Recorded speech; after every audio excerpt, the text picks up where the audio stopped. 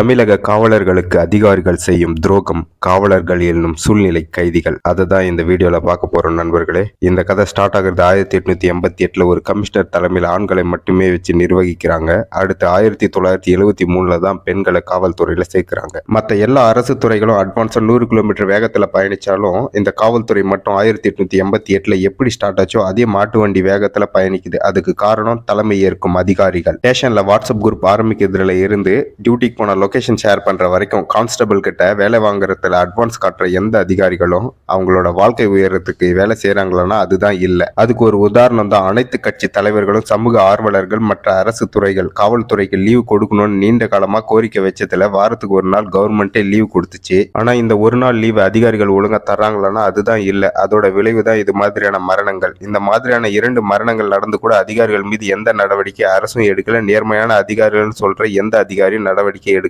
இது இப்ப நடந்தது நாய்க்கு போற பிஸ்கெட் துண்டு மாதிரி. மெயின் டிஷ் பாக்கலையா? சொல்றேன் கேளுங்க. சேலம் கொண்டலாம்பட்டி போலீஸ் ஸ்டேஷன்ல வேலை செய்யற சிவகுமார் என்ற போலீஸ்காரர் காக்கன்பாளையம் ரோட்ல ஹெல்மெட் போடாதவங்க கிட்ட கேஸ் போட்டு ஃபைன் வாங்கிட்டு இருக்கிறாரு. அப்ப திடீர்னு சைரன் போட்ட ஒரு போலீஸ் வண்டி வந்து நிக்குது. உடனே போலீஸ் சிவகுமார் வண்டி கிட்ட போய் நின்று சல்யூட் பண்றாரு. யாரா இருந்தாலும் அதான் செய்வாங்க, அவரும் அதான் செய்யறாரு. உடனே வண்டியிலிருந்து இறங்கின மேற்கு மண்டல உணவு கடத்தல் தடுப்பு பிரிவு எஸ்பி பாலாஜி வண்டியிலிருந்து இறங்கின உடனே அரிசி கடத்திட்டு வந்த 2 வீலரை ஏயா பிடிக்கல அன்னிட்டு பலார்னு செவிலே ஒரு அறை விடுறாரு. இதை கொஞ்சமும் எதிர்பார்க்காத போலீஸ் சிவகுமார் மத்த போலீஸ் மாதிரி இல்லாம எதுக்காக என்ன அடிச்சிங்கன்னு கேக்குறாரு. உடனே எஸ்பி பாலாஜி அவர் கார்ல ஏறி பறந்து போயிடுறாரு. விஷயம் கொஞ்சம் வெளியே லீக் ஆனதும் எஸ்பி பாலாஜி கமிஷனர் நஜ்முல் கவுடாவை பார்த்து பிரச்சனை முடிக்க சொல்லி கேட்கிறாரு. உடனே கமிஷனர் நஜ்முல் கவுடா போலீஸ்காரர் சிவகுமாரை கூப்பிட்டு எஸ்பி பாலாஜியை சாரி கேட்க சொல்றாரு. எஸ்பி சாரி கேட்கிறாரு. பிரச்சனை முடிச்சு வைக்கிறாங்க. இதே ஒரு தமிழ்நாடு போலீஸ் சர்வீஸ்ல வேலை செய்யற போலீஸ் ஒரு ஐபிஎஸ் ஆபீசரை அடிச்சிட்டு சாரி சொல்லிட்டு முடிச்சுக்கலான்னு இருந்திருந்தா எத்தனை ஐபிஎஸ் ஆபீசர் கண்ணம் பழுத்திருக்கும்னு நினைச்சு கூட பார்க்க முடியல.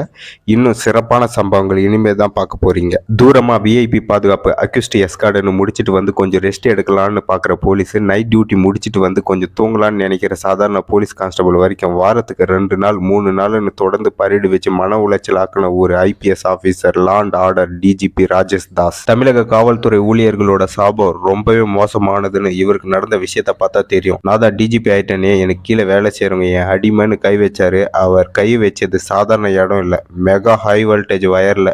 டிஜிபின்ற ஒரு பெயரையும் யூனிஃபார்மையும் கடத்தி அந்த அம்மா பொசிக்கிட்டாங்க. அந்த பாரத மாதா புரட்சி தாய்க்கு ஒரு மிகப்பெரிய சல்யூட். காவலர்கள் சாபம் சும்மா விடாதுன்றதுக்கு இது ஒரு எக்ஸாம்பிள். கோர்ட் அவரோட செயல்பாடை பார்த்து அவருக்கு கொடுத்த கிஃப்ட் 3 வருட சிறை தண்டனையும் 20,500 அபராதம். எப்படியாவது இந்த தண்டனையிலிருந்து தப்பிச்சிடலாம்னுட்டு ஹைகோர்ட் சுப்ரீம் கோர்ட் சுத்துறாரு. ஆனா எங்க போனாலும் வேலை நடக்காது. ஜெயில ஒரு ரூம் கன்ஃபார்ம். இதை நான் சொல்ல, மக்கள் நினைக்கிறாங்க. காவலர்கள் சாபம் சும்மா விடாதுன்றதுக்கு இது ஒரு எக்ஸாம்பிள். கோர்ட் அவரோட செயல்பாடை பார்த்து அவருக்கு கொடுத்த கிஃப்ட் 3 வருட சிறை தண்டனையும் 20,500 அபராதம். எப்படியாவது இந்த தண்டனையிலிருந்து தப்பிச்சிடலாம்னுட்டு ஹைகோர்ட் சுப்ரீம் கோர்ட் சுத்துறாரு. ஆனா எங்க போனாலும் வேலை நடக்காது. ஜெயில ஒரு ரூம் கன்ஃபார்ம். இதை நான் சொல்ல, மக்கள் நினைக்கிறாங்க. இதே ஒரு சாதாரண காவலர் 500 லஞ்சம் பெற்றார், 1000 லஞ்சம் பெற்றார்னுட்டு பணி நீக்கமே செஞ்சிடறாங்க. 500 1000 விட இந்த பாலியல் அத்துமீறல் சின்ன விஷயமா என்ன? இதுக்கான ஆன்சர் உங்ககிட்டயே நான் விட்டுறேன். இந்த பதிவு 2 லட்சம் வியூஸை கடந்துச்சுன்னா பார்ட் 2 வீடியோ போடுவேன். ஷேர் பண்ணுங்க.